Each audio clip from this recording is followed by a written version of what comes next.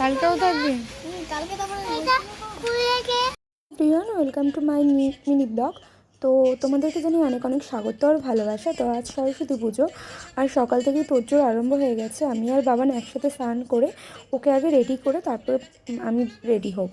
তো এই কারণে আজকে বাবানকে হাতে খড়িটা দিয়েই দেবো, কারণ ও টুকটাক সব কথাই শিখে গেছে। আর হাতে খড়িটা দিয়ে দিলে তাড়াতাড়ি স্কুলেও ভর্তি করা যাবে, ওই কারণে। আর আমার মেয়েকে আমি শাড়ি পরিয়ে দিচ্ছি, আর খুব আনন্দ করছিল, মানে ওর লাইফে প্রথমবার ওকে আমি সুন্দর করে শাড়ি পরিয়ে দিচ্ছি, ওই কারণে। আর আমি ক্যামেরা করছি, ও দেখছি মামাম কি করছে।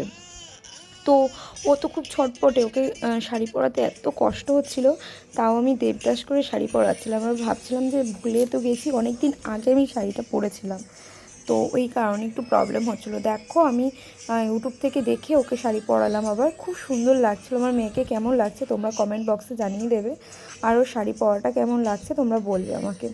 তো অনেক লেটে আমি তোমাদের ভিডিওটা দিচ্ছি, তার জন্য আমি দুঃখিত। আর এখানে ওর একটা মানে কাকা ওর সাথে খেলে প্রত্যেক দিন, ও সাজুগুজু করে চলে এসেছিলো, আর যেহেতু ওর সাথে সবসময় থাকে ওই কারণে। আর আমি ভিডিও করছিলাম, তাই আমার ভিডিওর মধ্যে তাকাচ্ছিলো।